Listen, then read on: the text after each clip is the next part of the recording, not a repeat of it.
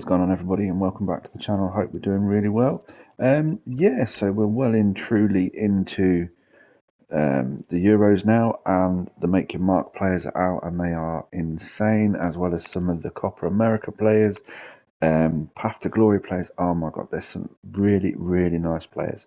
Now, I'm going to quickly talk about the One Nation Frenzy thing, because obviously there's going to be a new version on Friday night, so it's kind of relevant that I talk about it now, and the formation and the setup that I was using. Now, ignore the players in front of you. Obviously, I'm doing challenges at this point in time, but it doesn't matter about the players that you see in front of you, because it is the formation and it is the instructions that is the most important thing, in my opinion, when it comes to this One Nation Frenzy. Now, what you'll find is a lot of people will be constant at press after possession loss. You know, they just want to get it over and done quickly. A lot of people will message and say golden goal, and I don't mind that. I'll do the golden goal thing. It's not an issue to me. I can usually complete these type of challenges within an hour, sometimes quicker than that, sometimes 40 minutes, 45 minutes, which is an insane amount of time when you think about it. It's really quick to complete a challenge and get that XP. You know, that's what we're all doing it for, the XP and the packs.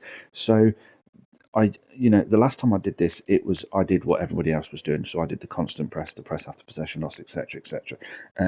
But I found it's like fighting fire with fire, and sometimes it works and sometimes it doesn't. But what I found is the most consistent thing at this point in time when doing these type of objectives is what you're going to see in front of you, and this is my setup. It's pressure on heavy touch, 50, 65 fast build up, forward runs, 46, 6. Is that 6? That is 6. Yeah, idiot. Full corner, full free kick. Now, if you watch the gameplay, you'll see I'm not overly. I'm not out of position. I'm not too aggressive. I'm just about right to try and beat the press after possession loss or the constant press players. So that's why that's set up that way. Again, I will show you the instructions. Watch the gameplay. That's the best thing to do, so you can see how that works. Come back and then we'll do the instructions. Now, also, what I'm going to show is not just the One Nation Frenzy. I'm also going to show this in Rivals as well. I'm now in Elite after being in Division 1. I'm now in Elite again, so this is relevant for that as well, is the 4-4-2, and exactly the same setup.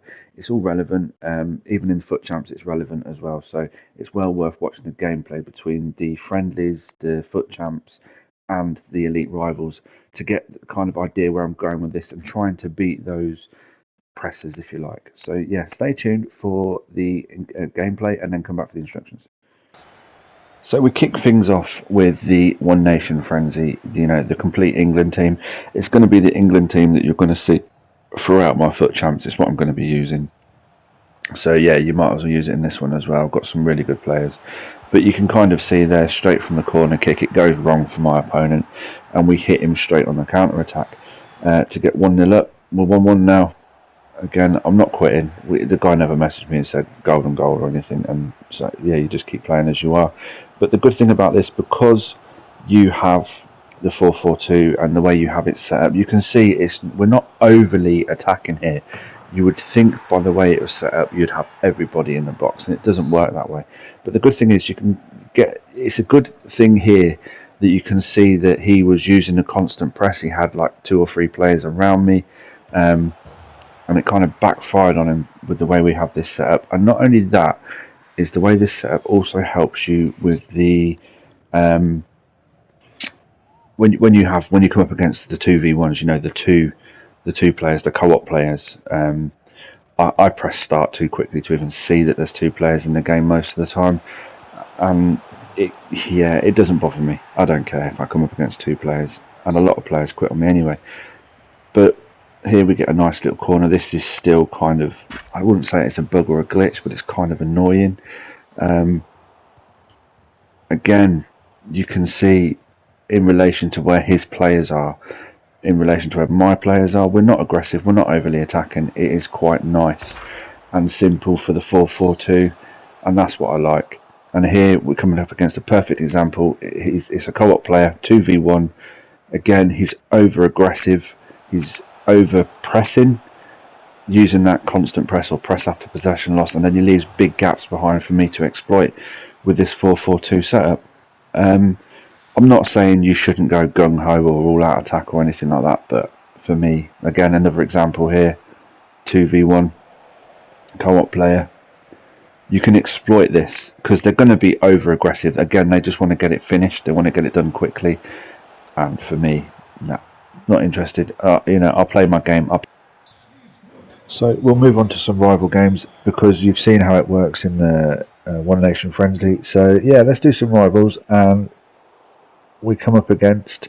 Well, the game clips you're going to see are the game clips that I'm kind of built this team around, built this built these tactics around, because everybody is so aggressive. It's ridiculous. I've never known it to be so aggressive and such a pressure fest like it has been over the last few weeks. It's gotten worse, in my opinion, and I hate playing the pressing game. The pressing game. I hate playing the pressure game.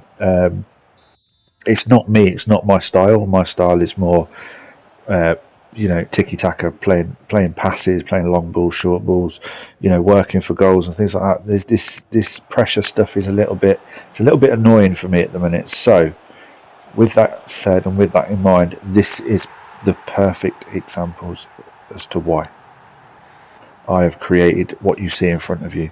It is really working so well. And the 4-4-2, as you guys know, is one of the formations, one of the best formations in any FIFA game, in any FC24 game. It's the go-to starting formation for anybody, in my opinion. But then when you tweak it to the way I've tweaked this one, yeah, it makes a massive difference. It makes a massive difference, and here you can see it's perfect. When your opponent is out of position, this comes into its own. It's amazing. And like I said in a previous video as well, that switch from left to right, right to left is still worth doing because they haven't patched it. They're not going to patch it anytime soon. It's in the game. The AI cannot pick up those runners, so therefore exploit it, guys. Use it. Use that switch into your heart's content. You can see here he was so attacking. Everybody was in my half. Nice little counter-attacking move here. Captivia, nice little lob goal. That for me is so satisfying when that happens. And you can see that we've got, we're conceding goals. As I've said before, guys, you're always going to concede goals in this game. It's designed to go backwards and forwards. It's not designed to be a shutout game or anything like that. It is designed the way it's designed. And you can see that switch there to Elise is insane, and out to Martial. And that for me right there, that particular goal there is more satisfying than pressing somebody or anything like that. That for me is I love that. I love that. That makes it so satisfying. And here you can see there's a massive gap in his defence where he's gone gung ho, and I exploit that.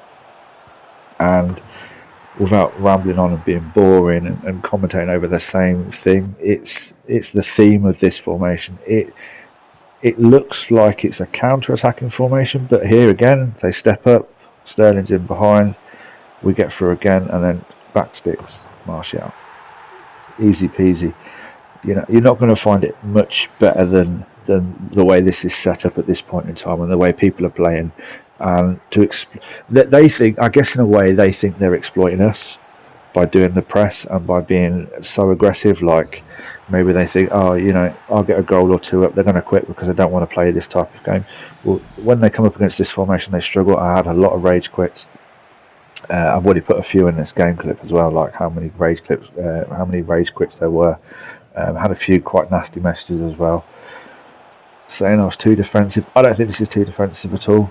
I think this is perfect. This is the perfect counter-attacking formation, the perfect anti-press formation. It works, and that is, I think, why you guys are here, because you want those formations that work rather than those 20 and O's, 100 and O's, 120 O's from the pros. Us guys that are not pros, we need a little bit of an edge, and I think this type of thing works. Okay, so hopefully I've explained that as best the way I possibly can in terms of how I've got this set up. Now, the interesting thing about this, it looks like it's an attacking formation on the tactics side of things, but when you look at the instructions, it's a total opposite. So this is what I mean. So left back and right back is on stay back while attacking and mixed attack on both sides. The So the RM and the LM are unbalanced. I don't even touch them. I just leave them as they are because their work rates will allow them to do what they need to do. DM you have, obviously you want them on stay back while attacking and cover centre.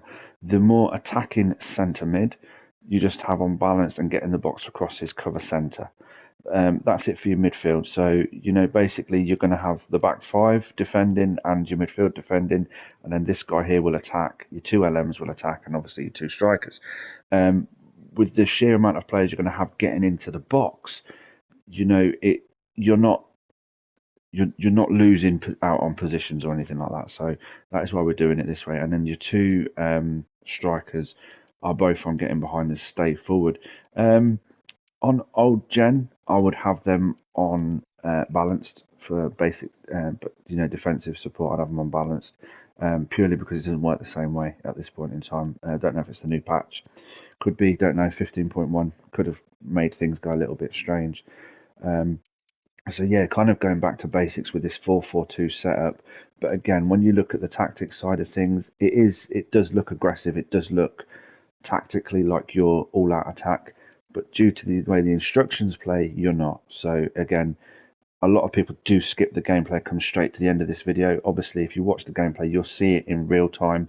You'll see how I use it. You'll see how it plays. And then you can kind of get the idea of how it's going to work when you set this up, regardless of the players you've got in there. So yeah, just bear that in mind. Hit that like button if you like what you see. Subscribe if you haven't already. I'd really appreciate it if you keep subscribing, guys. It's amazing.